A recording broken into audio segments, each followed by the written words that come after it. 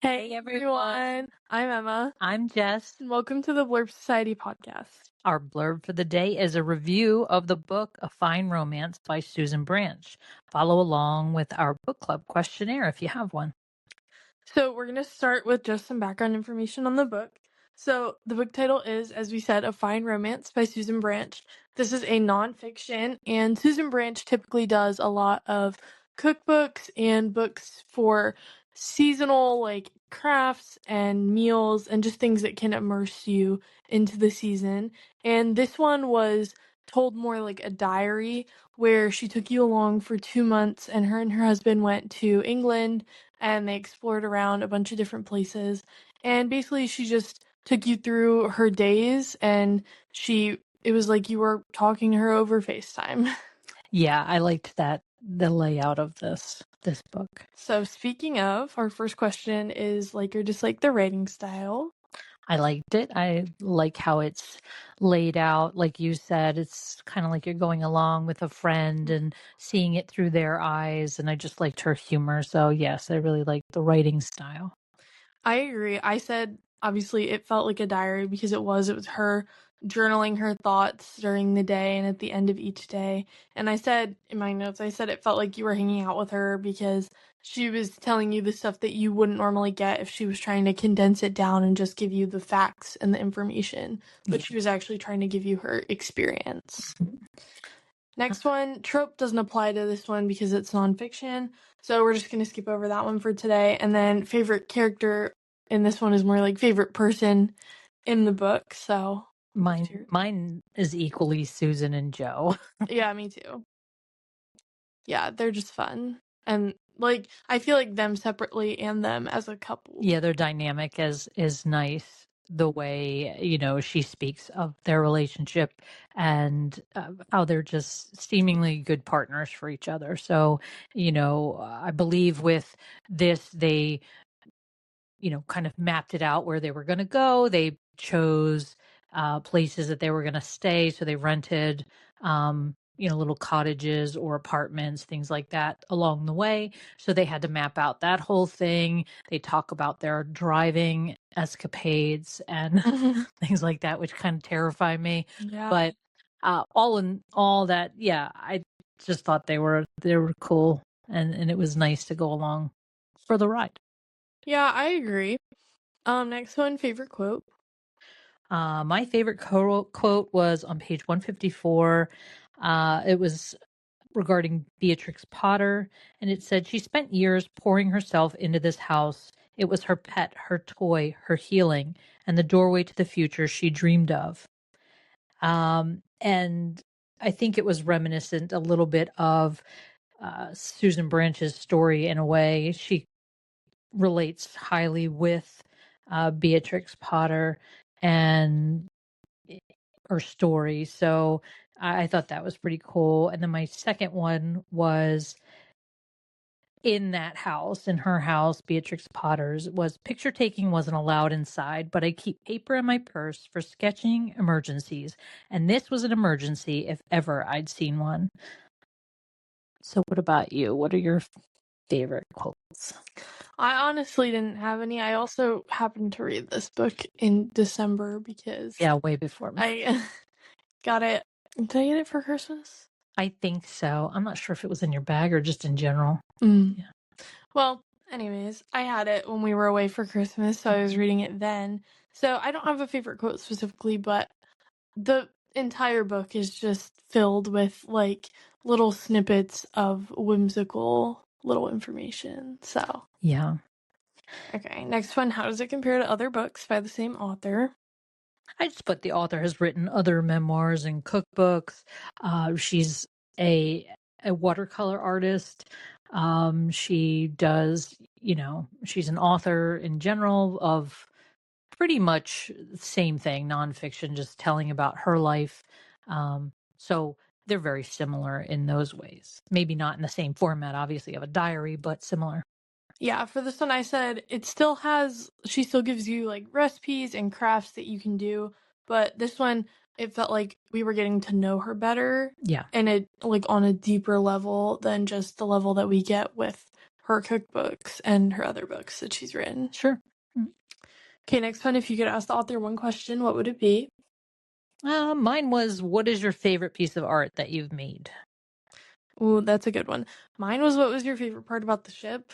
Oh, Because yeah. I had to take a ocean liner to England. Oh, and let me clarify that. Sorry to interject on that, but I had messed it up last time. And so they took a first trip in 2004, which wasn't what this book is about. That was on the Queen Elizabeth II, and so this is why I was getting confused. And this trip was in spring of 2012. They took the Queen Mary II, so that's why I was confused. Yeah, but I just wanted to know what her favorite part about the ship was because it sounded like a fun time and very cozy. Yeah, and to be able, I think the interesting thing, and I'm not sure if you can still do it or not because that was a while ago, but she was talking about how she could take so much because they were staying for so long Right. and they had so much luggage to take with them. And when you're on the ship, I guess, this particular one, is it a week trip or? I think around there. Yeah. So they were able to just take all their stuff with them. So that seemed really neat. Okay, thoughts on the cover art? I said it was sort of calico quilt-esque and whimsical. Basically, it's a picture of the English countryside and then her artwork on the front. Oh, I said green because that's what I think of when I think of the English countryside is lots of green. Okay, yeah, I'm But sure it's green. I like it, yeah. I guess the binding is what I was looking at, like calico I see. fabric-esque, but yeah. And then star rating. I gave it 5 stars. I too. enjoyed this book. I would have, sat in this book for more time More time. if she That's what I was did it. thinking. But I just, I missed them when I was done reading it. Yeah. And I just had a lot of fun going along on this trip. Maybe it wouldn't be a trip for me per se. I don't know, or at least for that amount of time. But it was fun to do it through her storytelling. No, I completely agree. I also said 5, and I just liked it was very immersive, I think is the word. And it was very fun and very cute. And I wanted to again, I just wanted to keep going with their story. Yeah, and I was actually surprised because they were there for what, 2 months? Yeah. And so I honestly, towards the end of the book, I'm like, wait a minute, we're already done? Right, it's We're already been 2 ready to go home already. So when they were done, it was kind of sad, and it was, I guess, a testament to them for, what their interests were. And again, I guess they've already been there, before and done a little bit of this. So they kind of had an idea, but to go along with it, like I said, I can only imagine how much planning that takes Yeah. to figure out the route that you're going to go, to figure out the places that you're going to stay, especially when you have to book them all. And then along coordinating it with the ship times and things like that, but also just going to the places that they went to. And they did happen off onto some other things that maybe they wouldn't have found, on their own, or they didn't plan on going to. So it was, again, neat to see those little, just by chance, outings that they took or places that they found. So yeah, it was a really neat way of traveling and getting their perspective on it. I agree. And then would you recommend it? Absolutely. Me I too. hope you guys can grab a copy of it. I believe I was telling Emma the other day that I think she's kind of winding down, Susan Branch. I believe she's going to be 79 this year, and she's trying to wind down some of the things she's doing, but she is re-releasing some of her books, as kind of like a last push on those so that people can have them. And I'm not sure if this one is included in that. This one was easy enough to find on Amazon. So if you're able to, it's just beautiful artwork and it's just fun. It's not something that you have to sit there and read in one chunk. You can read it in bits and pieces whenever you feel like it. So it's not like this huge commitment in that way that you feel like you have to finish it Right. front to back. But I enjoyed it so much. That's what we did. Yeah, I kept reading it continuously. But yes, so I would recommend it. How about you? Same here. Yeah, I would definitely recommend it, and I would also recommend any of her other books because they're a lot of fun just to flip through. Yeah, and just hearing about her past and what makes her, do certain things, Mm. the artwork that she chooses, or she just has funny, little clips in there and musings. So yeah, I really enjoyed them. And then lastly, our notes. I will say again, since I read this in December, I do not have any notes. um, yeah, it was great. I loved it. Yeah, I struggled because there was so much that like I loved about this, and I don't know how to convey it really, or articulate it, to get that across. And like I said, even though maybe it's not something that I would venture on per se, I like bits and pieces of it, for myself, but I enjoyed it so much for her, Yeah, and for and you Joe. get to live it through her. Yes, and you could feel her excitement. So, you know, I think, one of my notes was it takes you along to the English countryside and you feel like you're there with them, but you already, kind of pointed that out. It's full of movie recommendations, book recommendations, recipes to try, um, and just anything, just all the things that she's like, she'll be sitting somewhere and she'll have, a sandwich one day and she's like, you know what, I'm going to try and recreate Recreate that that. at home. Yeah. Yeah. Back when I get home. And then she stops at the store and, her and her husband was a chef, but she also is an excellent cook. And I think made her first cookbook even before, they were together. So Right. that it's just neat that they both have that interest in cooking.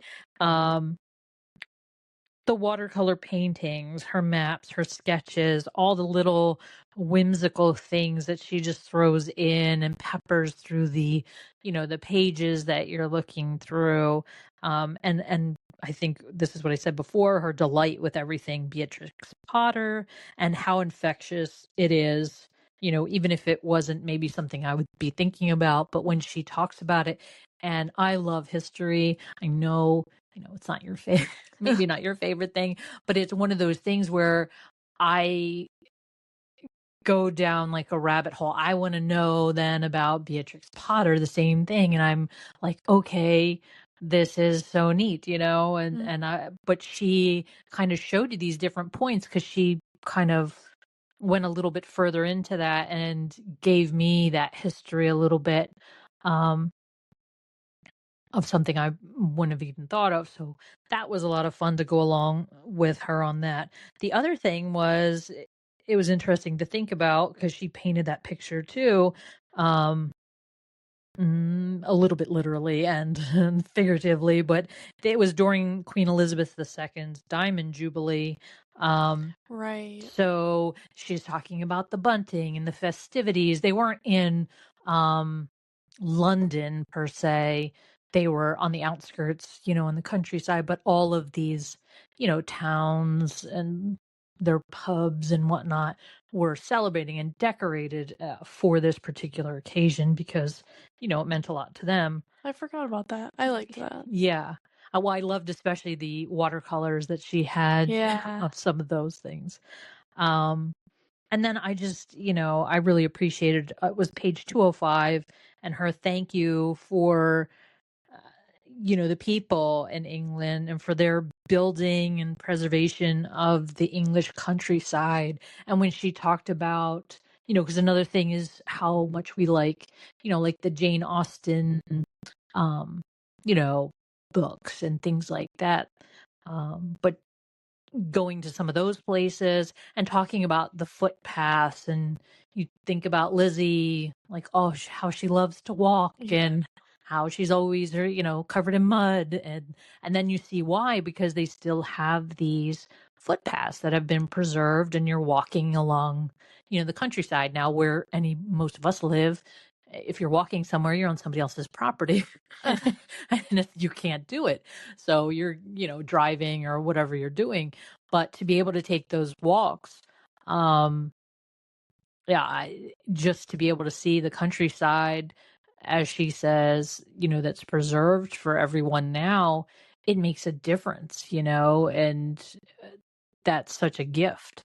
So I appreciated her, talking on that. So Yeah. those are the only notes I have.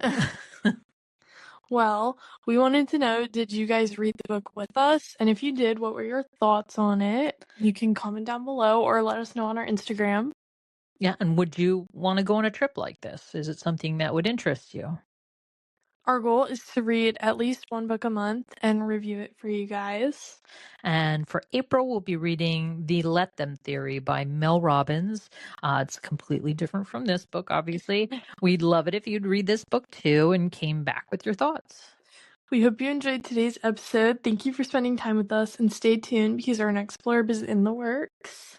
Be sure to follow us on Instagram at The Blurb Society for more frequent updates and subscribe to our YouTube channel at The Blurb Society. Talk to you soon. Bye.